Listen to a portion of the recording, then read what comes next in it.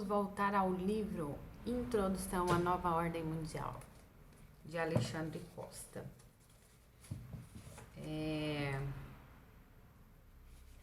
Esse livro é muito interessante. Eu não sei, eu não perguntei para ninguém se podia ler, mas eu quero ler. Se alguém falar que é para tirar, eu tiro, eu apago o vídeo. Mas eu quero ler. Então vamos começar do começo. O começo é assim, ó. Apresentação. A maior virtude de um trabalho intelectual é saber exatamente a que se propõe e cumpri-lo. E o que este livro oferece, o leitor pode ter certeza que irá encontrar. Uma introdução ao assunto. Introduzir significa fazer entrar. No caso, Alexandre Costa, levando a efeito fielmente a sua proposta, como que tomando o leitor pelas mãos, o conduz para dentro desse plano misterioso, cheio de segredos, que é a nova ordem mundial. E não o abandonando um instante sequer, apresenta para ele as principais informações que o permitem entender o que é esse projeto. No entanto, engana-se quem acredita que estudar a nova ordem mundial é meramente identificar alguns poucos personagens, reconhecer sua forma de pensar e saber como agem. São estudos assim que tornam muitos livros sobre o tema questionáveis. Ao reduzir o problema à ação de um seleto e minúsculo grupo de pessoas, acreditando que elas são as únicas responsáveis por quase todos os movimentos políticos e financeiros mundiais, esses trabalhos, na verdade, acabam servindo como material de desinformação. Ao diminuir o campo da pesquisa, terminam por ignorar muitos outros fatos importantes para sua compreensão. Entender esse projeto de dominação global é bem diferente de entender uma matéria acadêmica específica.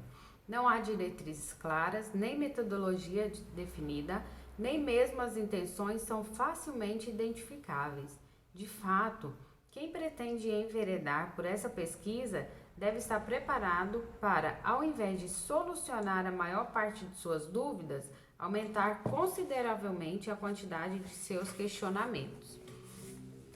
Os autores de livros sobre o tema geralmente cometem o equívoco de tentar explicar o que ainda não pode ser compreendido. Se for levado em consideração que esse movimento empreendido por aqueles chamados de globalistas é algo que ocorre em grande parte de forma secreta, no máximo discreta, que seus financiadores se ocultam por detrás de instituições e organizações diversas, que para a implementação de um eventual plano de dominação global é necessário manter a maior parte das ações protegidas pelo sigilo, é óbvio que não é possível, pelo menos até que fiquem manifestas todas as intenções, responder definitivamente a maior parte das especulações e hipóteses levantadas. Os trabalhos mais sérios com os quais me deparei eram de autores que decidiram isolar um aspecto específico do problema e esmiuçá-lo. Estes dão uma contribuição valiosíssima para as pesquisas na área. Ao definir um ponto distintivo do assunto, essas obras podem, sem a pretensão de solucionar a questão maior, trazer à lume detalhes ricos dos grupos, das instituições, dos personagens ou das ideias selecionadas por elas. Assim, diante de livros que pretendem abrangentes,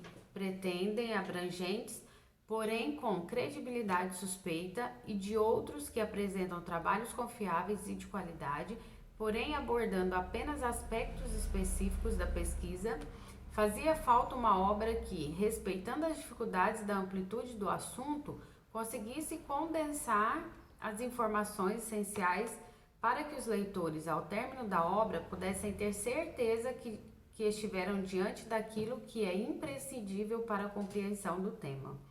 Isto, com efeito, não é tarefa fácil, pois é necessário um senso aprimorado de relevância para não transformar um trabalho que se pretende introdutório em uma verdadeira enciclopédia, O leitor deve estar ciente que a nova ordem mundial é um movimento amplíssimo que atinge a sociedade inteira, que penetra nas instituições, na cultura, no pensamento e na religião, e por isso se manifesta não apenas diretamente como resultado de decisões específicas, mas talvez principalmente de forma indireta por influência, como um vírus que se propaga no invisível.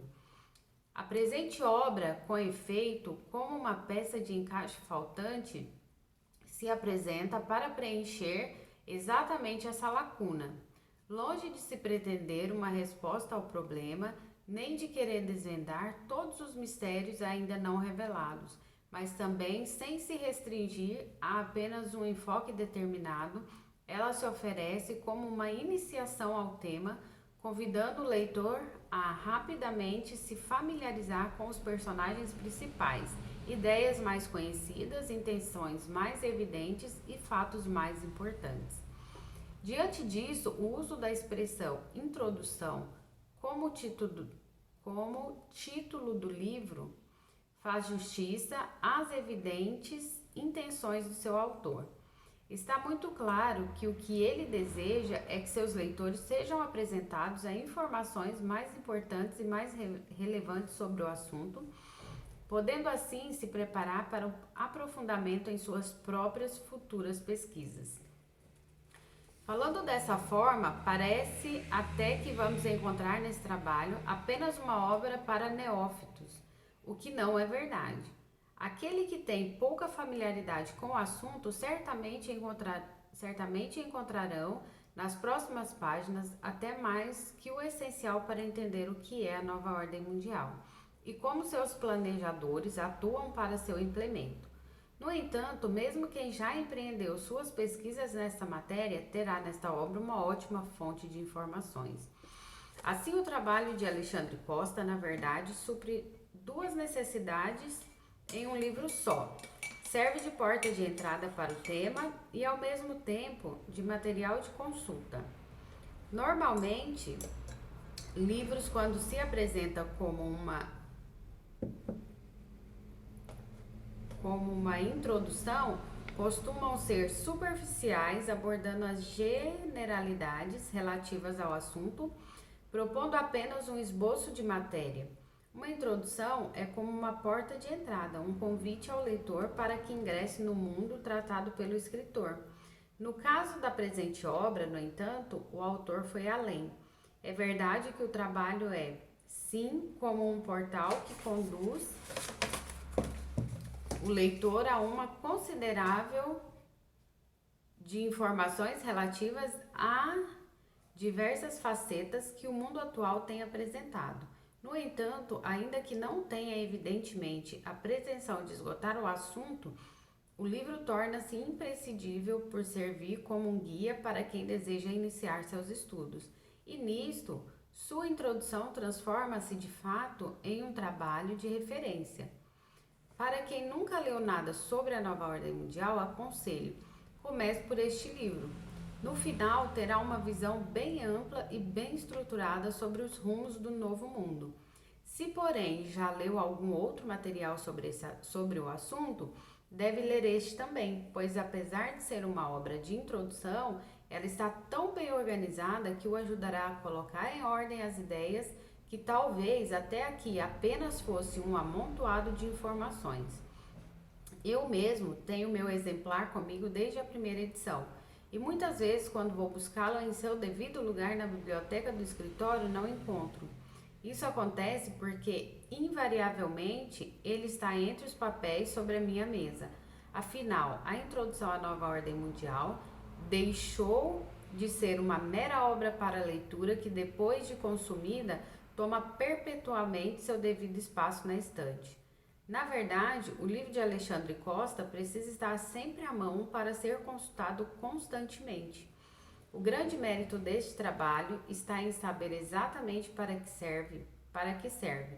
E seu autor deixa claro que o que ele está oferecendo às pessoas são as informações essenciais para a compreensão do que é a nova ordem mundial. E nisto ele tem toda a razão. Fábio Blanco, advogado e teólogo. Essa é a introdução, então, né? Essa é a apresentação.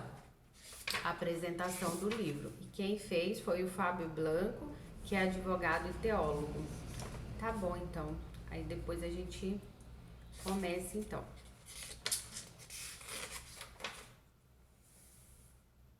Antes de começar o capítulo 1, ainda tem aqui, ó, uma coleção de tópicos. No outro vídeo eu leio essa coleção de tópicos. Então é isso.